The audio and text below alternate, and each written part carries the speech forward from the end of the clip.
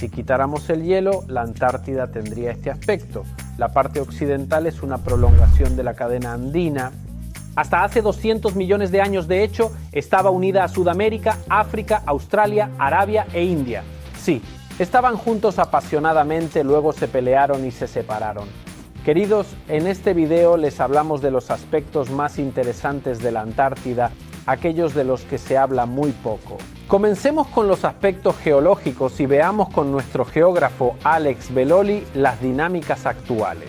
¿Los hielos antárticos crecen o disminuyen? Ciao ragazzi, este video fue escrito y filmado en italiano por nuestro equipo de científicos, narradores y videomakers. Traducido manualmente al español, pero doblado con inteligencia artificial. ¡Viva la cultura! Y volvamos al video. Geológicamente, sabemos menos sobre la Antártida en comparación con otros continentes, ya que está cubierta de hielo y adquirir datos es complicado. A pesar de ello, durante los últimos 70 años, los geólogos y geofísicos han reconstruido algunas cosas interesantes. El continente antártico está compuesto por dos provincias geológicas totalmente separadas desde el punto de vista tectónico.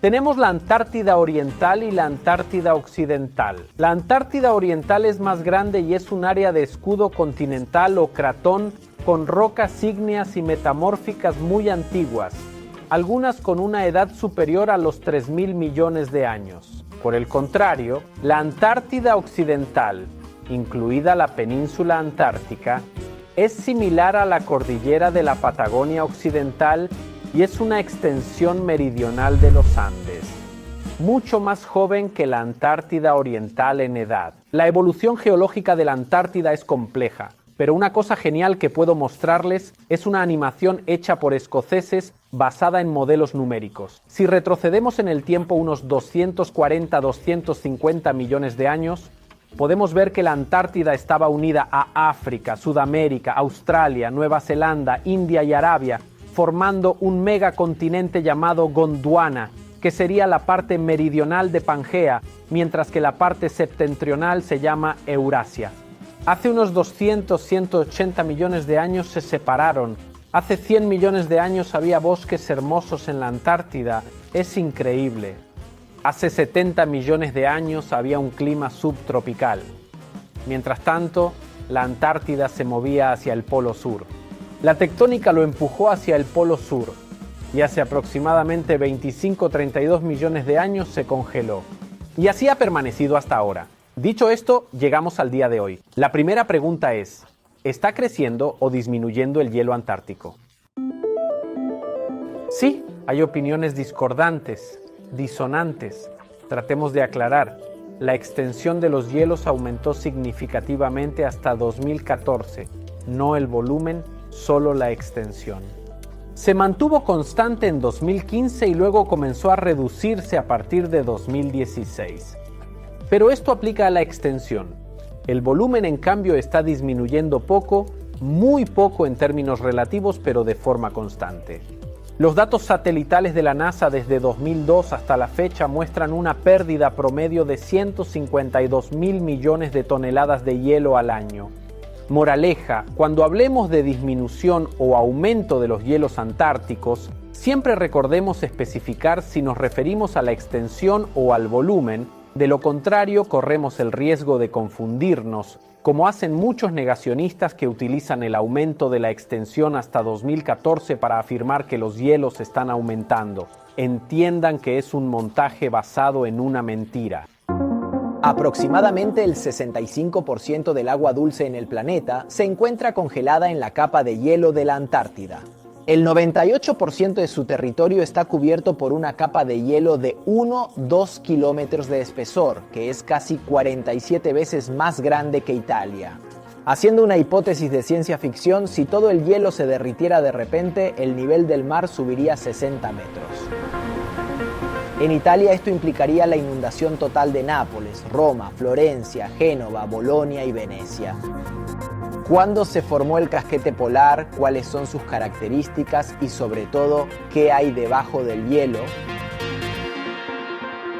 La formación de la capa de hielo antártico es lenta y constante desde hace más de 30 millones de años. En la actualidad, el hielo antártico se acumula hacia el interior del continente y su peso lo empuja hacia el mar. Vamos a ver el proceso de forma simplificada. La cúpula se expande, pero es retenida en la base mediante una banda de anclaje.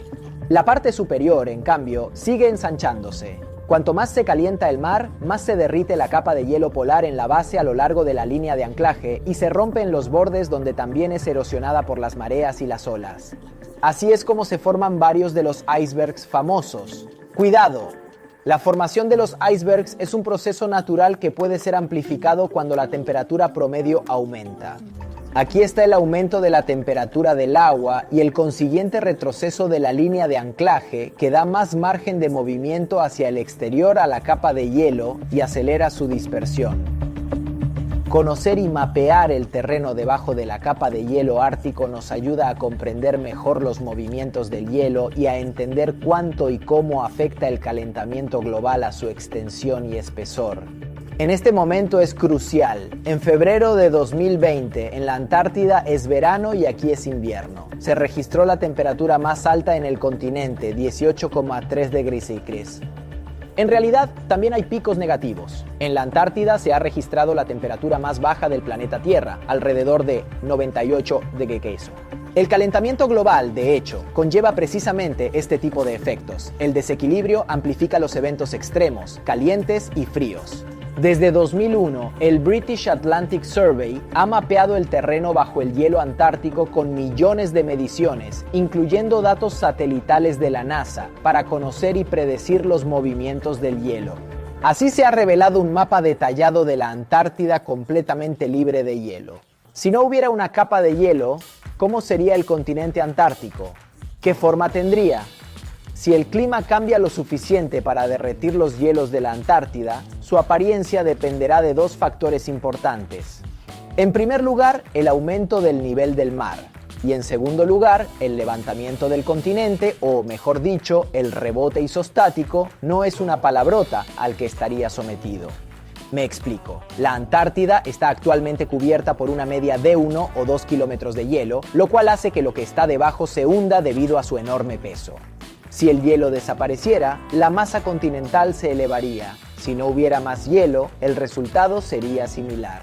Sí, da igual, pero esto es ciencia ficción. ¿Quién sabe cuándo ocurrirá algo así? Si consideramos este escenario en la vida de una persona, es casi imposible. Una situación así ya ha ocurrido varias veces en tiempos geológicos y volverá a ocurrir. La última vez ocurrió hace aproximadamente 56 millones de años. La Antártida, en ese periodo llamado máximo térmico del Paleoceno-Eoceno, dos periodos geológicos, todavía estaba unida a Australia y muy cerca de Sudamérica. Los fósiles encontrados en el continente nos cuentan que en ese entonces la temperatura media del continente rondaba los 16 grados en promedio. Vastas áreas de territorio estaban cubiertas por bosques similares a los tropicales y la fauna era rica y variada. Posteriormente, a lo largo de millones de años, Australia se separó de la Antártida, Sudamérica se alejó aún más y alrededor del continente se desarrolló y fortaleció progresivamente la corriente circumpolar antártica, conocida como ACC. Hoy en día, esta es la corriente oceánica más poderosa del mundo. Rodeando la Antártida y siendo una corriente fría, la ACC ha minimizado la llegada de agua caliente desde el norte y ha aislado el continente, manteniendo temperaturas muy bajas. En un estudio publicado en Science en 2016, se encontró una precisión en la correlación entre el CO2 en la atmósfera y la formación de la capa de hielo antártica, basado en perforaciones a gran profundidad. Investigadores italianos también contribuyeron a esta investigación. La última se habría formado hace unos 32-33 millones de años, cuando los niveles de CO2 habían descendido de 1000 partes por millón a 600. Desde entonces, el CO2 ha seguido disminuyendo y la capa de hielo de la Antártida se ha estabilizado. Hoy en día, debido a las actividades humanas, el CO2 en la atmósfera aumenta rápidamente, lo que es preocupante. Estamos casi alcanzando el umbral de 420 partes por millón y el IPCC ha estimado que el crecimiento podría continuar de manera imparable y alcanzar entre 730 y 1020 partes por millón para el año 2100. En resumen, tal vez el escenario tropical no está tan lejos después de todo. Les damos cita en el próximo video, siempre aquí en Hopop, la ciencia en la vida cotidiana. ¡Chao!